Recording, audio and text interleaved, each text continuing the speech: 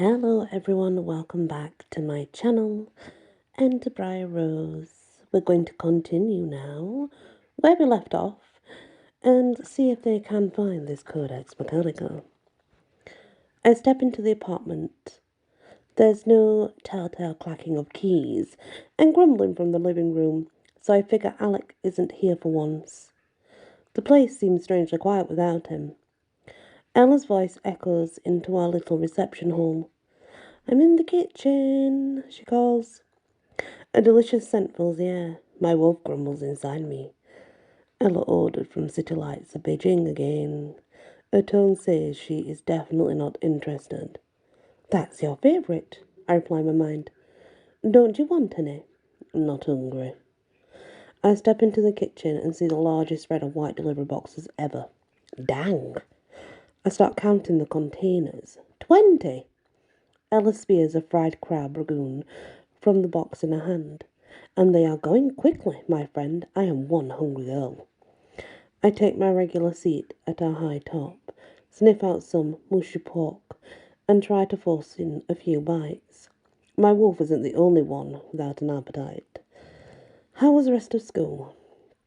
Ella talks from a mouthful of ragoon. "Weird." "How was the basement?" "Creepy." "The workstation?" "Decent." Not that I expected anything less. Alec's parents were footing the bill, and they wanted me to find the fountain and empower Alec to have an heir ASAP. You'd think the two of them were going to die any day now, the way they're obsessed about an heir. "And the papri?" asks Ella. I freeze. My chopstick's halfway to my mouth. I found something out. "Go on." She motions around in circles, encouraging me to speed up. The workstation at school also had some new papri on them. I found the fountain. Ella's mouth falls open. "No way." "Well, not exactly the fountain, but this thing that will find the fountain is called the Codex Mechanica. I could add in more details about visiting ours and the void, or needing to destroy all magic to stop the shadow bin, but Ella wouldn't remember any of that anyway. Stupid memory curse. Ella straightens. A determined look gleams in her eyes. This is what I call a plotting mode. She's getting ready to act. "What can you tell me about the device?" Now, I could tell Ella what the Codex Mechanica looks like and how we could search for it online, but the words seem stuck in my throat. If Ella knows all that stuff, she'll want to help me find the device and face down the void. I can't have her risking herself like that. As I'd said, this is my task. Magic chose me. I can't risk anyone else's life against the shadow bin and the void. It's bad enough I have to face them. Plus, there's the whole taking responsibility for destroying all magic part. I don't want to load that on anyone else. My wolf sits up straight and lifts a furry chin. This is her judgy pose.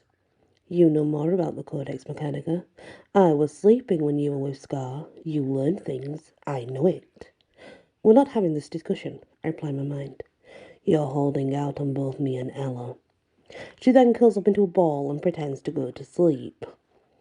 Ella scoops up a bunch of white food containers in her arms and heads towards the living room, because that's where we keep our best computer system. Finding the Codex Mechanica on the internet. How hard can it be? A twinge of guilt tightens across my rib cage. I searched, and I mean searched, on the term Codex Mechanica back at school. There was nothing on the web about it, like zero. Without knowing what the device looks like, Ella won't get very far. Guilt weighs down my limbs. I should tell Ella she's about to waste her time, but that would open up a lot of questions. And once Ella starts asking questions, I crack like a boiled egg. Nope. It's better to let her try, even if it is nearly impossible that she'll find anything. I force on a smile. Let's get hacking. And by hacking, I mean breaking into a ton of different secured computer systems about illegal or magical devices. Ella and I have workstations in our bedrooms, as well as a master system in the living room. I scoop up my own set, or prefer Chinese food containers, and follow Ella. She makes a beeline for the living room. At least, I think it's our living room. The place looks redecorated with a bunch of silvery stuff. I slowly step around the space. And normally all of our furniture is what I call modern generic, but there are small statues, big statues, and tons of canvases covered with silver images. They are all about the same subject, Ella. Setting aside my takeout grub, I pause by a life-size statue of Ella by the window. She's wearing a school uniform and laughing. What's all this? Ella plunks on the couch. Oh, some of the kids at school made me gifts. I step over to a smaller statue by the couch. This time it was an imagined version of Ella in a ballerina costume. Gifts from who? The other Fae students. Ella fires up the main monitor and starts typing passwords at a keyboard. I think they do it for all the new kids. I step over to a stack of canvases against the wall. Is that what Alec told you? They didn't have anything like that for me or Knox. Ella keeps pounding away at furious pace. These are the Fae. They're weird. She has a point. There's no knowing why the Fae do anything, only it's not like them to do anything nice. I flip through the canvases. Wow, and there's no sleeping dust on these paintings. Nuh-uh. No booby traps? I ask. Nope. No magical dust that makes you break out in zits? Definitely not. Huh. I stop and hold one up. You look really good in these. Like perfect hair and everything. Don't any of them show you with slobber on your chin or something? Not that I've seen. Ella gaze stays locked on the screen. That's so unfair. I step over to another stack of canvases and look through them. The fact that fairies would do something so genuinely kind just floors me. I pause at one particular image. It shows Ella with long silver wings cascading down her back. The moment I pick up that particular canvas, Ella stops typing. It's weird to see a picture of me with wings, isn't it? Not really. I quickly set the canvas down again. I really don't care about fae wings, one way or another. Ella leans back on the couch and sighs. Well, that was before Principal Goldie started making a big deal about it. Now, it's only a matter of time before you ask me, so I might as well just tell you.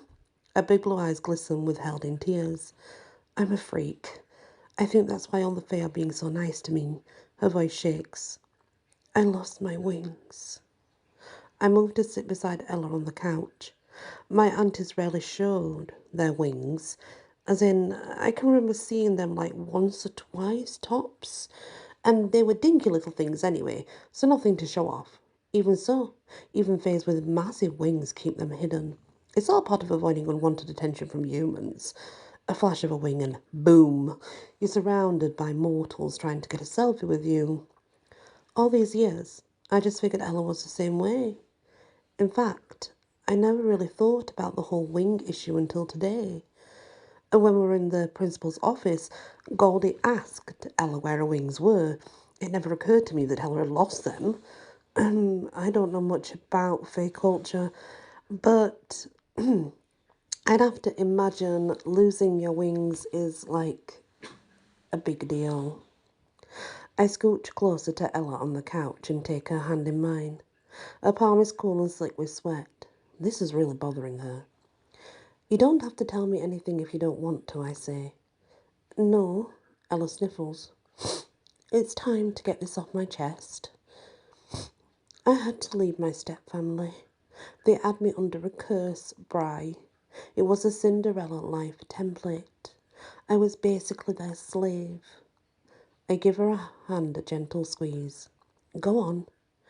My fairy godmother, Blackavere, figured out how to break the curse, but there was only one way. And the spell? Only a very strong fairy could do it, and I had to give up something special in order for it to work. I nod slowly. Your wings. You had to trade them for your freedom. I'm so sorry. I looked different before. Losing my wings made it possible to change my appearance, and that helped me hide. Ella sighs. I don't even know if I'm really a Cinderella life template. And this could all be a way to hide me. There are other fairy tales where someone's kept locked up. I'm so sorry this happened. Did Blackfeet explain all this before it happened? Ella nods. She told me everything. It was my choice. She shivers. I had to get away from them, Bry. She hangs her head. My step-family. Or I should call them the people who kept me imprisoned, really. They made me do terrible things with my magic. That's why I have to be so careful about my powers now. My magic has a unique signature. My stepfamily thinks I'm dead. If they got wind of my magic, they'd know I'm alive. So that's why you developed, other skills. Ella's shoulders slump. That's why I lived on the streets and became a master thief, hacker and con artist, yes. She releases my hand and tosses her hair over one shoulder. That's Ella's way of saying she's done sharing and wants to change the subject. Hey, you'll never guess who I saw today. I shoot her a sad smile. I'd love to hear more about what happened to Ella, but it's amazing enough that she shared as much as she has. Let me think. I tap my chin. Vienna and Scarlet? So you saw them too? Yes. After I translated the Papri, Knox and I went over to visit Az. You know how the old were knows everything about everything. Well, Aviana and Scarlet were there too. So 2 other people skipped school, so you could get more use out of skipping school? Nice. She shakes her head. The starting cape is a little early, eh? I roll my eyes. Well, Knox and I were stuck in the basement, so there wasn't much for us to skip. But yeah, it was an eventful first day, that's for sure. Ella grins, and it makes her entire face light up. So, what did Az have to say? Oh, you know Az, Mr. Doom and Gloom. Yet Aviana and Scarlet use their powers to help me learn more about the Codex Mechanica. Ella leans forward. And? Once again, it's on the tip of my tongue to spill everything. The journey back through time to the pyramids, what the fountain really looked like in its prime, the first wardens who figured out how to control magic. But that would lead to the home. I have to go off, face the void, and find the Codex Mechanica thing. I'm just not ready to share that yet. So, I go with the other whammy discovery of the afternoon. Here's the big news, I say. You know how Knox has been sick, Ella knows. Az thinks that magic is hurting Knox. It doesn't like the fact that Knox is a warden and he's my mate. I hate the wall that's crept in my voice. Being around me might be killing him. All of a sudden my eyes sting. I wipe under them with my fingertips. I need to find the fountain. Maybe then magic will stop torturing Knox, or we'll figure a way to heal him. Again, I can't even get to the part about possibly having to destroy it, because dang, there's enough going on already. No time to lose then, right? Ella turns back to face a computer screen. This is such an Ella move, by the way. She's not one to mope around. Codex Mechanica. Here we come. I step back from the couch. If it's okay with you, I'll search from my room. This Ella artwork is a little creepy, all of which is a lie. I want to search on sites where people trade ancient stuff and then post about the specifics on the Codex Mechanica. I don't want Ella to know anything about it. If she knows I found the device, she'll want to help me acquire it. There's no way I'll put her at risk with the void. I'm finding the Codex Mechanica on my own. A shiver rolls across my shoulders. The idea of going solo makes my insides squirm with fear. Don't get ahead of yourself, Bry. Find the Codex first. Everything else is second. I hear you on the artwork, says Ella as she types away. Alec transported it here, but we need to find something else to do with it. She leans back as fresh lines of code scroll across the screen. My bestie is deep into a hack now. Give a yell if you find anything. Will do. A pang of guilt moves through my insides. I never hold things back from Ella. Or Knox either, for that matter. Now all of a sudden, I'm holding out on both of them. Big time. It's just one more reason why everything about finding the Codex Mechanica feels way wrong. Part of me wants to go back to my room or pop on a good movie and forget any of this ever happened. But then, I picture the dark circles under Knox's ice blue eyes. Hiding from this problem is not an option. Instead, I return to my room, fire up my computer, and start to search for the one thing my soul tells me most to avoid. The Codex Mechanica. And that is the next chapter of Bryar Rose. Oh, poor Ella. She lost her wings. You know, losing her wings will have been a very big thing to Ella because as a fairy, they are like almost like having a twin at birth, you know. To us, it'd be like losing a leg. She lost her wings. Its wings are very important to fairies. So that must be very sad for Ella. Bless. Thank you for listening to this episode. Please join me for the next one, and many blessings.